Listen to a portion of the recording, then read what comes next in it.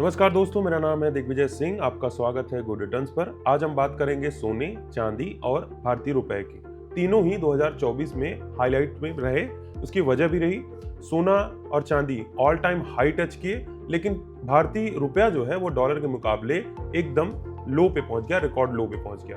आगे इसका कैसा आउटलुक है, क्या नजरिया है एक्सपर्ट का, हम इस पे डिटेल पे बातचीत करेंगे। आज हमारे साथ बातचीत के लिए कमोडिटी मार्केट के जाने माने एक्सपर्ट और केडिया एडवाइजरी के डायरेक्टर अजय केडिया जी जुड़ रहे हैं। उनसे हम समझेंगे इसके आउटलुक के बारे में। अजय सर, आपका बहुत बहुत स्वागत है हमारे इस शो में। नमस्कार सर, सबसे पहला सवाल तो जो जानना चाहेंगे हम, जो सवाल है वो आरबीआई की एमपीसी पॉलिसी मीटिंग अभी खत्म हुई है। इस पे आपका क्या टेक है? अभी सीआरआर में 50 बेसिस पॉइंट की कटौती की गई है। इसके अलावा और भी फैसले हैं। आउटकम पर आपका क्या नजरिया है? पहला टेक आपसे ही। नमस्कार।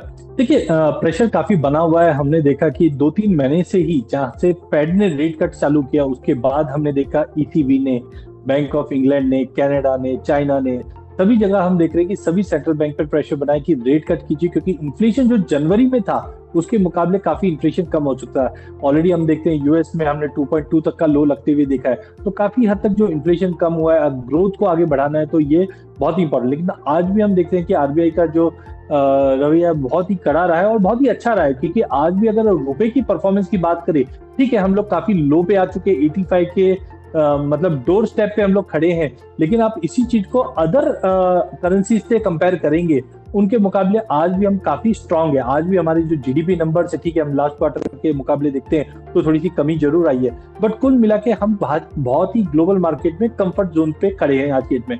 तो गवर्नमेंट ने, आरबीआई ने काफी अच्छा स्टेप लेता हुआ दिखाई दिया है कि हाँ, आगे जाके डोर जरूर ओपन किए, बट सीआरआर में जो कटौती की है, इससे एक कहीं ना कहीं मार्केट को एक सपोर्ट मिलता हुआ दिखेगा। इसी के रिजल्टेंट आज जो इक्विटी मार्केट में इनिशियल गिरावट आई थी, उससे मार्केट उभरता हुआ दिखाई दिया और मार्केट ने भी हेड्स ऑफ दिया है ये एक्शन को लेकर। तो मुझे लगता है हाँ, 2025 काफी इंपॉर्टेंट होने जा रहा है, बिकॉज डोनाल्ड ट्रंप की पॉलिसी और सेंट्रल बैंक की जो पॉलिसीज है, ये कहीं ना कहीं एक दूसरे को कॉन्फ्लिक्ट करते हुए दिखाई देगी। लेकिन इसका मजा हम बोल सकते हैं इंडिया को जरूर मिलेगा। जैसे हमने 2024 में कच्चे तेल में देखा, 2023-24 में लड़ाई चल रही थी, बट हमें हमारे जो इनपुट्स है वो सही भाव में मिलते रहे। तो आई थिंक इन्फ्लेशन हमारे यहाँ पे काफी कूल ऑफ है, उसी को देखते हुए डिसीजन लिया गया। और मेरा भी मानना है इससे एक सपोर्ट ही मिलेगा मार्केट पे और सेंटीमेंट इंप्रूव होता हुआ दिखेगा। तो क्या लग रहा है कि फरवरी से जो फरवरी पॉलिसी है उससे रेट कट शुरू कर सकता है आरबीआई?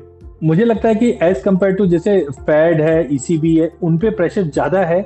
हमारे यहाँ पे इतना ज्यादा प्रेशर नहीं है। उम्मीद तो है हमको भी कि अगला जो बड़ा बुल रन बनेगा वो एक रेट कट की शुरुआत से होगा। हमने देखा जैसे यूएस ने रेट कट किया, उसके बाद हमने और थोड़ा पुशअप मिला है। तो फरवरी में मुझे लगता है कि बजट है तो हमारे पास एक ट्रिगर बना हुआ रहेगा, बट आई थिंक फरवरी की बैठक में तो नहीं लग रहा है। बट हाँ, उसके नेक्स्ट में फर्स्ट क्वार्टर के अंदर हम हो सकता है कि एंड ऑफ फर्स्ट क्वार्टर सुनने में आ जाए कि एक रेट कट आ जाए, बट फरवरी में तो टाइमिंग मुझे नहीं लगता कि कोई रेट कट आए।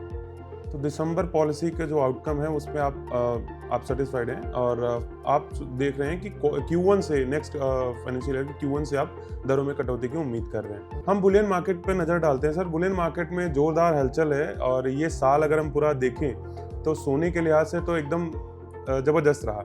30% तक का करीब रिटर्न सोना मतलब भाव चढ़ चुका है।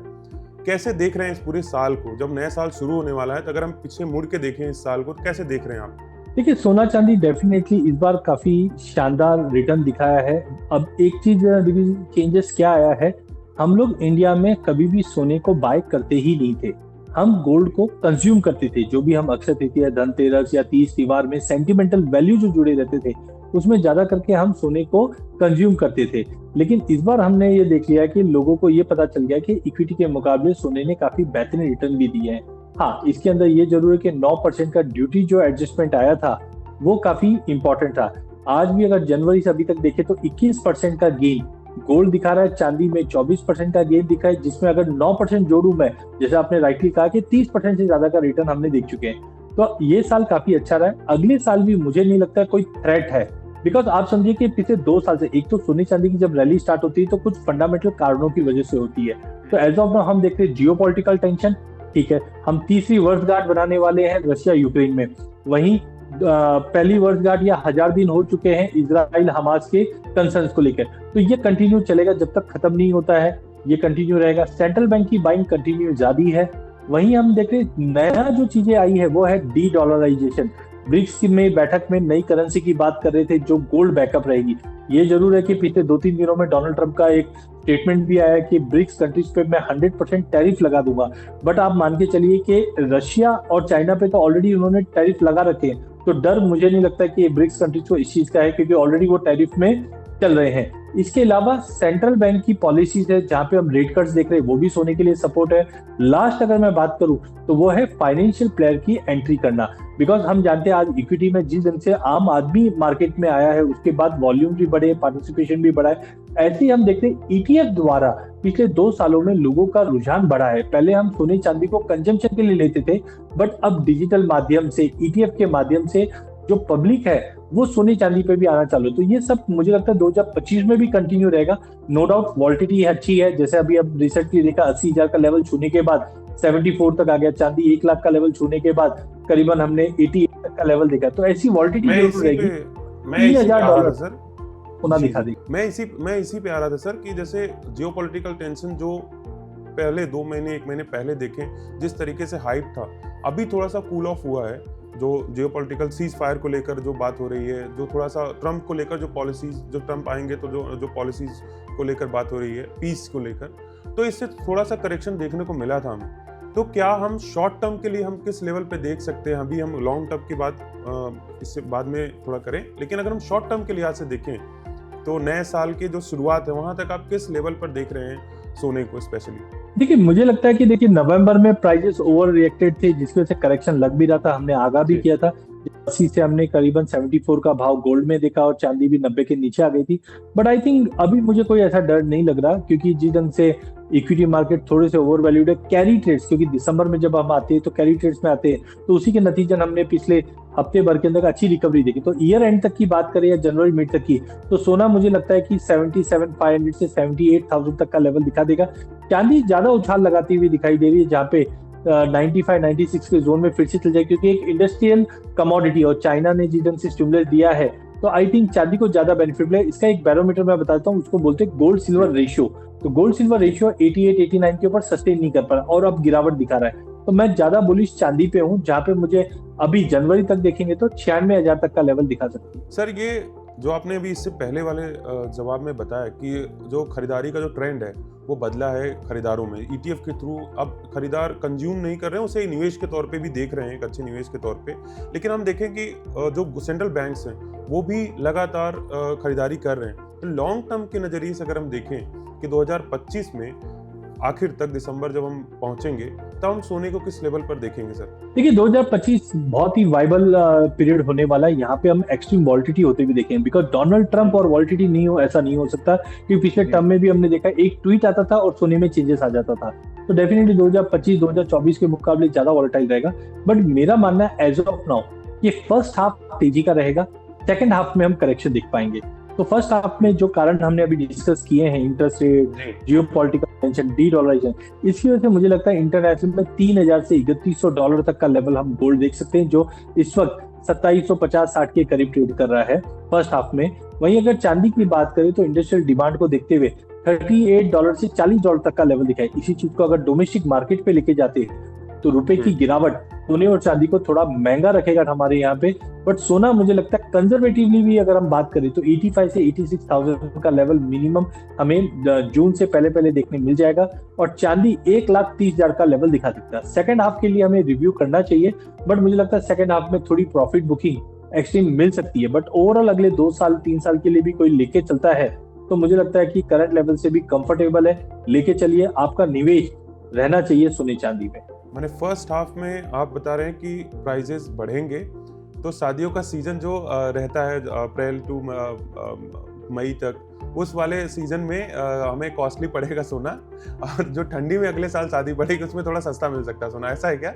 बिल्कुल, देखिए फिजिकल डिमांड में भी इंप्रूवमेंट आई। आप ये देखिए जब हमने ड्यूटी में एडजस्टमेंट देखा 9% का, मात्र 2 दिन हमने वो भाव देखे थे, उसके बाद तुरंत मार्केट रिकवर कर गया।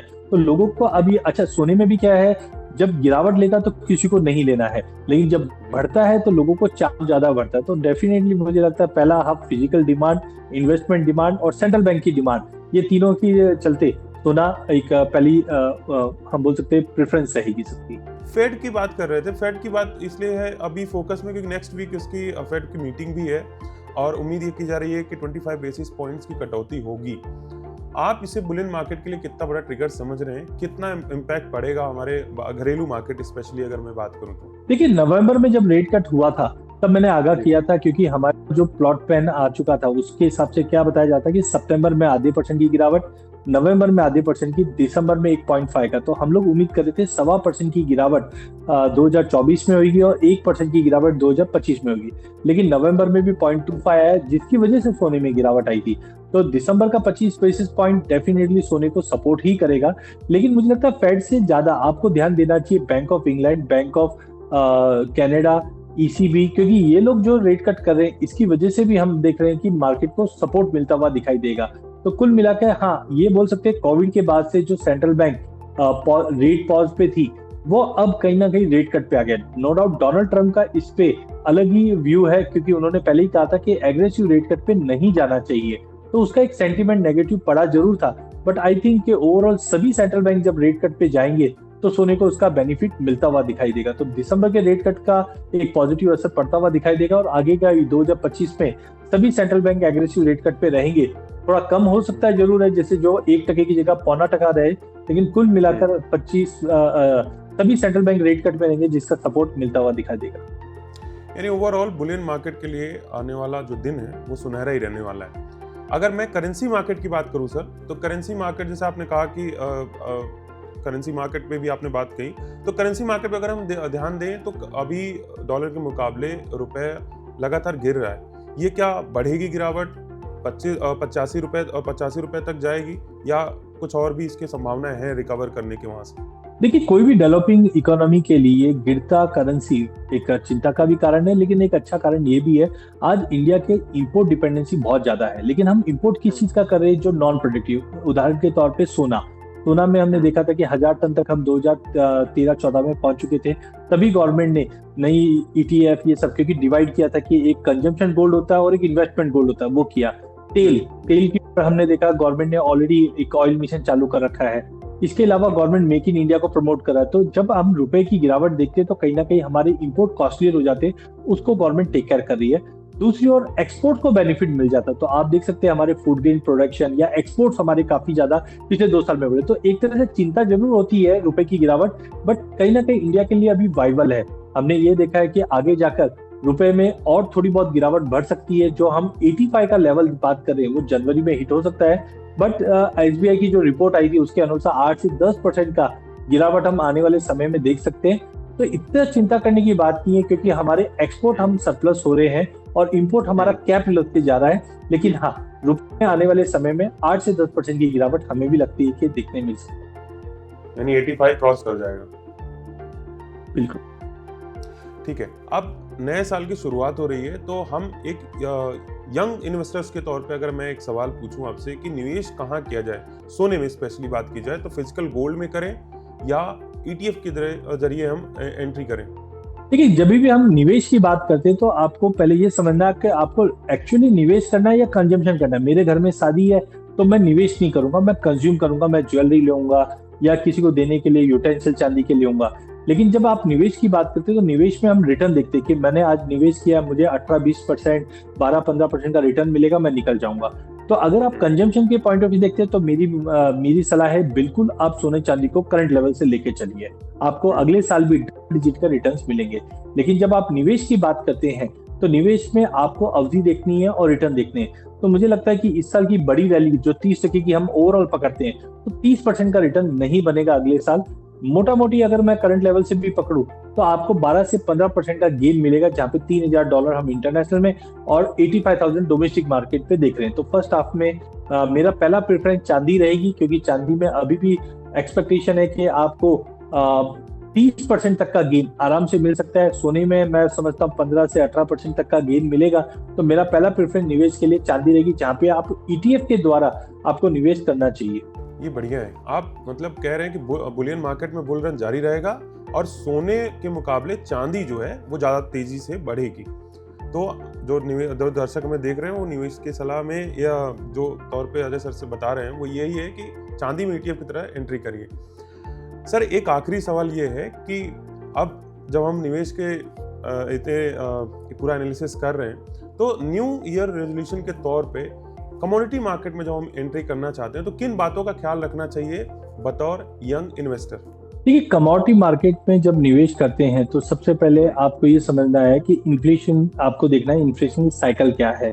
सेकेंडली, जब आप कोई भी अकाउंट ओपन करते हैं, आज फ्यूचर्स पे भी अवेलेबल है प्रोडक्ट, फिजिकल में हम देख रहे हैं कि हॉल मार्किंग, BIS, सोने चांदी पे जब निवेश करते हैं तो ऑलरेडी हमने इसके पॉइंटर्स देखे हुए हैं। लेकिन जब आप डेरिवेटिव प्रोडक्ट में आते हैं, क्योंकि यहाँ पे आप इंडेक्स भी आ चुका है, फ्यूचर्स भी आ चुके हैं, ऑप्शंस भी आ चुके हैं, जैसे आप इक्विटी में ट्रेड करते हैं तो आपको सेबी रजिस्टर्ड ब्रोकर के साथ आपको निवेश उनके साथ ही निवेश करना चाहिए।